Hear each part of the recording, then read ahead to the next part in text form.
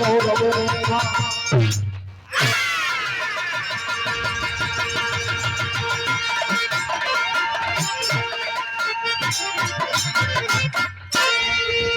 और शानदार जानदार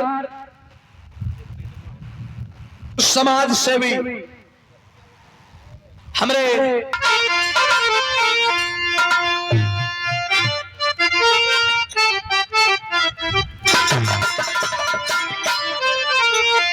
काबे में तेरा जलवा तो सभे गईलस, लेकिन एक खुशी जी अगर रामदेव गुरु के जे याद करत हो दुल्लू गुरु के भुला नहीं के सकते। ये लोग एक दूसरे खातिर बनल रहा। दुल्लू गुरु जी बड़ा महीन कखे के गांव का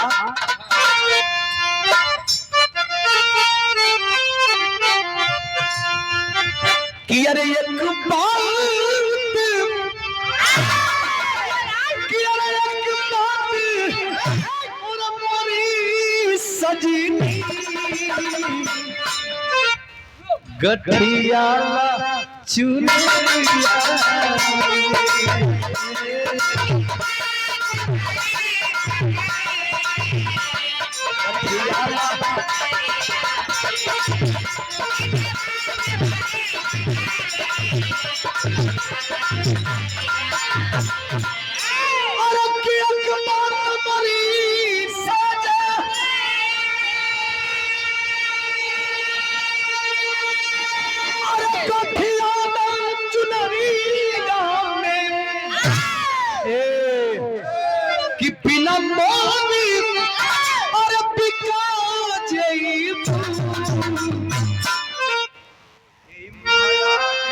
बजरिया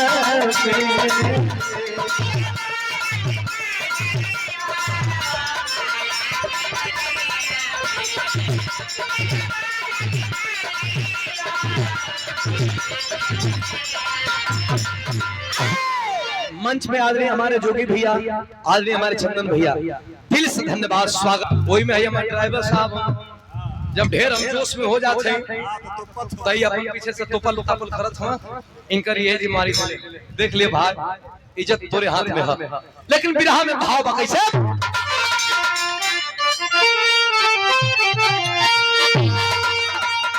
पीरों के लिए चंद्रिका उस्ताद की लाइन है और हमारे जगमेंद्र प्रधान जी समाजवादी पार्टी के सच्चे सिपाही परहन की धरती से स्वागत अभिनंदन दिल से साधुवाद है, स्वागत अभिनंदन है। कैसे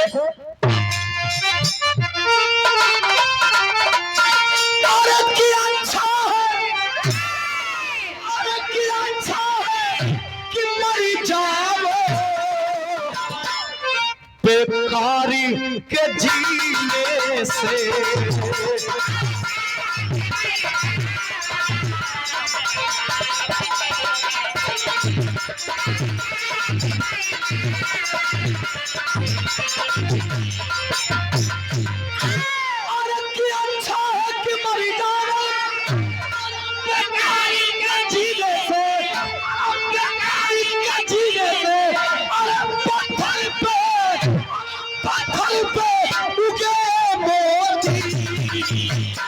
हालत के पसीने से हालत के पसीने से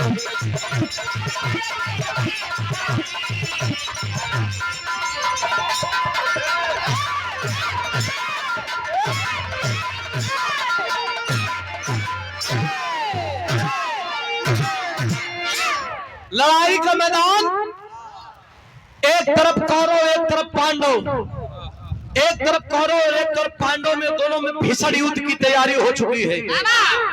बताया गया कि बड़े बड़े बड़े बड़े वीर मारे गए और जब बड़े बड़े वीर मारे गए, हाँ हमारे बड़का भैया शिवगढ़ से हरिओम भैया के द्वारा पुनः 200 रुपया पुरस्कार आपके श्री चरणों में कोट कोट नाम दिल से धन्यवाद। हाँ हाँ गा दे, अरे गा दे बाबू, अरे नहीं कैसे तो लड़ाई के मैदान में बड़े बड़े वीर मारे गए। कौरव पांडव का युद्ध बहुत बड़ा भीषण युद्ध था। अरे बाप रे बाप, हमारे पूज्य प्यारे लाल कवि जी कहलन कि लेखनी कलम हिला लगेला कौरव पांडव के बीच का युद्ध लिखा में जब बड़े बड़े वीर मारे गए तो उस समय गुरु द्रोणाचार्य भी मारे गए थे। दादा भीष्म बाण के सैया पे खड़ा रहे थे। आज जब बाण के सैया पे खड़ा रहे तो एक तरफ कर्ण और एक तरफ अर्जुन। अर्जुन के रथ पे भगवान माधव मुकुंद बैठे हुए थे और अर्जुन के सलाहकार के रूप में काम कर रहे थे। और घमंड रहल कौरव करे हमन का खाके वाला हारे वाला थोड़ा ही जा ना।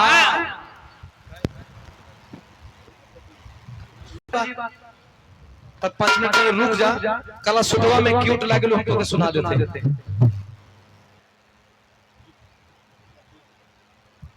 बड़े बड़े वीर हार गए। लड़ाई का मैदान बधा है। एक तरफ पांडवों की तरफ से, उसी पांडवों की तरफ से घटोत्कच नाम का महाबली वीर भीम का बेटा लड़ने के लिए आता है और एक तरफ से कौरव दल ललकार रहा है। आई घटोत्कच तो घटोत्कच बड़ा कलश के हमारा अभिमन्यु कहाँ बड़ा, हमारा भैया अभिमन्यु कहाँ बड़ा ना, अभिमन्यु मारल गई रहा। तो बिरहा में एक तरज लगत बा, एक तरज जनच बा, सब तो गइलस प्रधान जी, सब तरज गइलस। लेकिन एक गवैया रहा सिमुरत उस्ताद, ई जवन तरज गा दलन उनकरा मुख बात केहू से निकल न। सिमुरत गुरु कैसे गइले देखे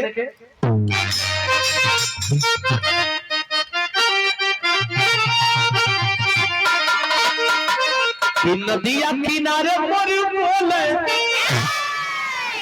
अजोर बोले हमार पिया हमसे न बोले।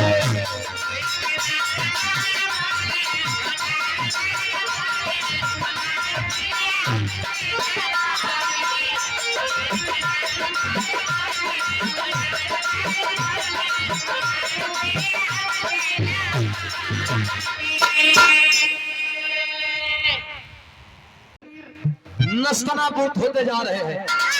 जब बड़े बड़े वीर नस्तनाबूत होते जा रहे हैं, लड़का आकर के घटोत्कच बोला कि मैं लड़ूंगा जरूर, लेकिन ऐसे ना लड़ू। हमारा अभिमन्यु भाई के तू हर वर्ग के बाद हम लोग मरवा दवा लो। कैसा लड़वैया अब बिरहा में एक तरज लगत बा। आए के स्वर्गीय राम गुरु जी बड़ा फेवरेट गाँव धनौर कौन बता के बा हो मां नहीं जरूरी बना जो ना मोबाइल में खींचे के लोग में तो कहूं के होला ए यार तक तो सर्व जाने की छेड़ा ओइ से सुबह कैसे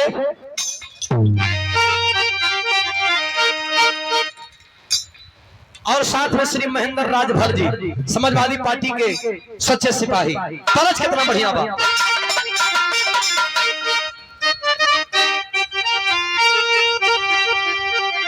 तरजिया वो है बा कि तोर नैना कटार वो तोर नैना कटार हाय गड़ी गड़ी जाला हिया में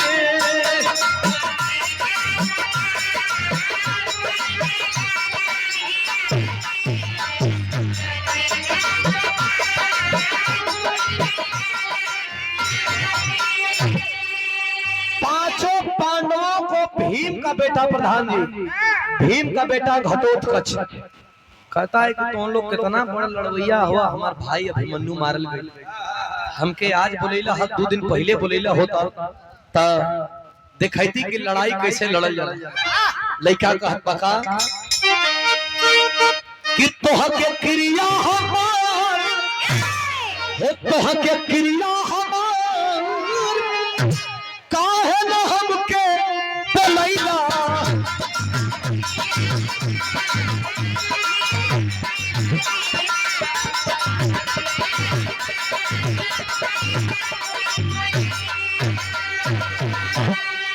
भगवान किशन कन्हैया कमाए बेटा अपने बाप के ताना मत मारा।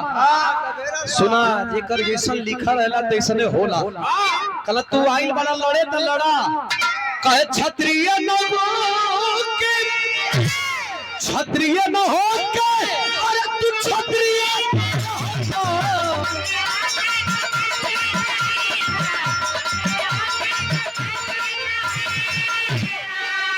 जबकि समरिया में अरे पीरता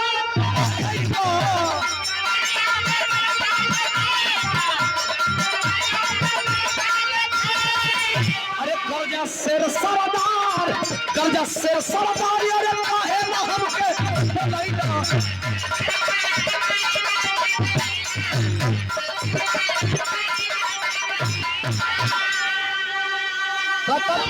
कटत पिटत लड़ाई अंतिम सीमा पे हो गई। आज जब अंतिम सीमा पे हो गई घटोत्कच मारल गए और कर्ण अर्जुन का लड़ाई जब चालू गई खुशी अपन ढोलक हारमोनियम के कह तैयार रहा। आखिरी पड़ाव में हमर गाना जाता। चरणों में कोट कोट नाम दिल से धन्यवाद आशीर्वाद की कामना था जिंदगी। एक तरफ अर्जुन और एक तरफ कर्ण जब दोनों लोगों का लड़ाई चालू भई तो आल्हा का भाव कैसे माचा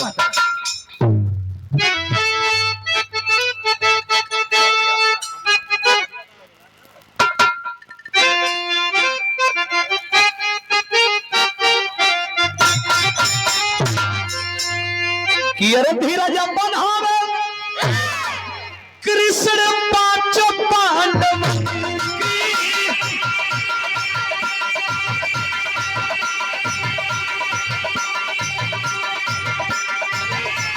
अरे कर्ण और अर्जुन क्या छिड़ा संग रहा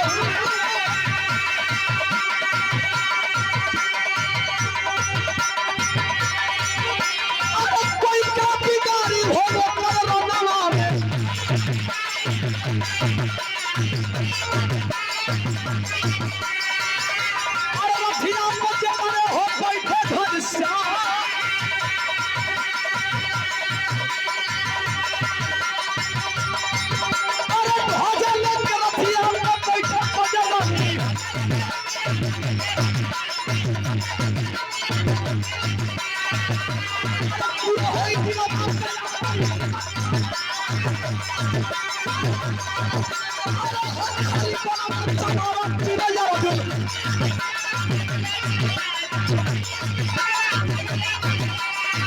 अरे कहाँ के सिखावले कबूरू परसुरा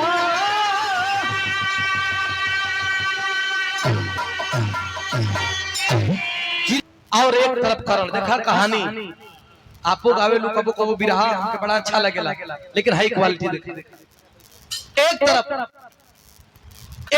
कर्ण और एक तरफ अर्जुन भगवान श्री कृष्ण अर्जुन के रथ पे तो है। अर्जुन जब बाण चला रहे कर्ण के रथ पे तो कर्ण का रथ 100 हाथ पीछे जा रहा है। कर्ण जब अर्जुन के रथ पे जोगी भैया बाण चलावे तो अर्जुन का रथ खाली 3 हाथ पीछे आवे। लेकिन भगवान कर्ण का बखान करे रे जियो कर्ण तेरे जैसे वीर होना नामुमकिन है।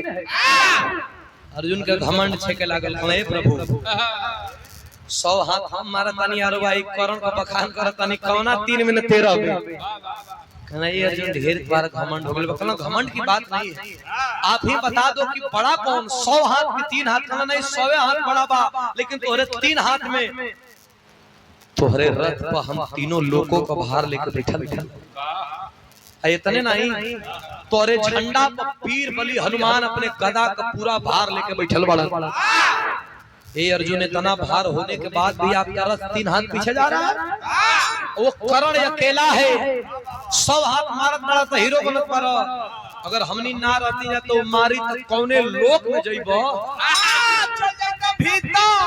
जैसे कल उसको तो भगवान परशुराम का श्राप लगा है कि जब विकट समस्या पड़ी कर्ण का बुद्धि भुला जाएगी वो है तो तू बचत हुआ नहीं तो कर्ण अब से तो के मार के पार कर दे रही। आ कर्ण का इतने में भगवान परशुराम का श्राप लगा कर्ण का रथवा मात्र 1 हाथ रथ का पहिया 1 हाथ धरती में धंसल तीर धनुष छोड़ करके कर्ण उतर करके कंधे का भार लेकर के और लगा वो रथ के पहिया तनियन के साइड करा रथ का पहिया के हिलावे लगल। लोग बताते हैं कि जब कर्ण रथ के पहिया को हिला रहा था तो पूरी धरती हिल रही थी, पूरा आकाश हिल रहा था, पूरा ब्रह्मांड हिल रहा था। लेकिन मात्र श्राप ऐसा था कि एक हाथ का पहिया ऊपर निकलत। भगवान श्री कृष्ण अर्जुन से कहते हैं कि हे पार्थ, यही मौका है, क्या देख रहे हो, मारो। कर्ण को मारने वाला यही मौका, इससे अच्छा मौका आएगा। अर्जुन कहा कि प्रभु हम क्षत्रिय हैं और क्षत्रिय किसी निहत्थे पे बात नहीं करते, मैं इस कर्ण पे पार नहीं करूंगा। भगवान माधव मुकुंद गुस्सा हो गए कि किस धर्म की बात करते हो अर्जुन। अरे तेरा बेटा जब मारा गया वो भी तो निहत्था था, उसके हाथ में कितना अस्त्र शस्त्र था, मार अभी नहीं मारेगा तो एक कर्ण कभी तेरे हाथों से मारा। मजबूर हो करके अर्जुन बाण चलाते हैं, जाकर के कर्ण के कलेजे में जब बाण लगा, पानी पानी पानी पानी चिल्लाने लगा। बहिया फूले लगल अर्जुन के खाना देखला प्रभु मार दली, मर्दवा कब्बे करण कैले रहना सुना मार दला। ई मरत समय भी तो से बढ़िया जबान पे आ गए अर्जुन का खाना। अरे तू हमारी ओर से कब बतियाईबा, जब बतियावत भाई करण और से बतियावत हुआ। भगवान खाना की भेष बदल लो, तुम भी योगी हो जाओ, मैं भी योगी हो जा रहा हूँ, और चलो कर्ण के पास दूध का दूध और पानी का पानी कर देता हूँ। योगी का भेष बना करके और भगवान श्री कृष्ण जाके कर्ण के पास करने लगते हैं, भिक्षाम देहि, भिक्षा दे दो कर्ण। कराह रहा है कर्ण, कहता है नहीं मेरे पास देने के लिए क्या है। भगवान कहते हैं तेरे पास देने के लिए बहुत कुछ है, तेरे पास देने के लिए बहुत कुछ है, तू देना नहीं चाहता है, तेरे पास तो देने के लिए एक सोना का दांत है, तू देगा। कर्ण कलश के दूंगा, लेकिन ये टूटेगा कैसे, टूटने के लिए कोई औजार तो चाहिए। जाओ कोई पत्थर लेकर के आओ योगी, मैं तुम्हें एक दांत दे देता हूँ। भगवान कहा तो दान देवा चाहे ना देवा, हम तो हार गुलामी और बेगारी ना करब, बाहर करबा। घुटने के बल और केहुनी के बल जा करके पत्थर लेकर के कर्ण इस दांत को तोड़ करके देता है। भगवान लेने से इनकार कर दिए, बोले कि नहीं देना है तो झूठा दान मुझे नहीं चाहिए, मुझे अच्छा दान चाहिए। भगवान का बात सुन करके तीर धनुष निकाल करके और धरती में छेद करके पानी से वो दांत को धो करके देता है। भगवान असली भेष में आकर के कहते हैं कि वाह वाह रे कर्ण, तेरे जैसा कोई पीर दुनिया में पैदा नहीं हुआ। तू दानी तो है, लेकिन दानी के साथ साथ आज से दान पीर भी है। दानी तो राजा हरिश्चंद्र के ऊपर भी लगा, लेकिन पीर मात्र धरती पे एक पीर के आगे लगा, दान पीर कर्ण। भगवान के देखलस कर्ण कलश के तू वहीं परीक्षा लेते रहा। भगवान कहला कुछ मांग ला, कहला कुंवार माई का हम लइका है, अगर कुछ दे वही चाहत पड़ा तो ऐसा चीज दा कि हमार लसिया कहीं कुंवार जगह पर जरे, ऐसा जगह पर लाश जरे न जहां आज तकले कोई दफनावल गइल होके, न आज तकले कोई जरावल गइल होके, न कोनो एक्सीडेंट भइल होके, न कोनो घटना दुर्घटना भइल होके। भगवान तथास्तु कह के चल दिए। लेकिन कर्ण के मरने के बाद लाश को लेकर के पूरे धरती पे खोजने लगे, कहीं कुंवार जमीनिए नहीं खे पहुंचल। भगवान कहना कि मर्दे देहल वरदान पूरा ना होई का। घूमते घूमते गुजरात के ताप्ती नदी के किनारे आए, वहां जमीन मिली मात्र सुई के नोक के बराबर। पारे माधव मुकुंद एक सुई मंगवाते हैं और उसी कुंवार जमीन में उस सुई के गड़वा दलन, सुई के ऊपर हथेली रखवा दलन, हथेली के ऊपर चिता सजवा करके और चिता सजवा करके कर्ण की लाश को रखवा करके इसी हथेली पे कर्ण के लाश को जलवा दिए और दिया हुआ प्रदान को पूरा कर दिए। बोलिए वृंदावन बिहारी लाल की। भगवान दिया हुआ वरदान पूरा किए तो हर युग में भगवान ने लीला करके और अपने भक्तों का उद्धार किया है। तो भाव है कैसे मास्टर? खानदान का परिचय बाकी समाचार। गुरु बिहारी गुरदास गुरुरामन लाल गुणकारी स्वर्ग में चंद्रिका कवि बच्चन जी बने पुजारी।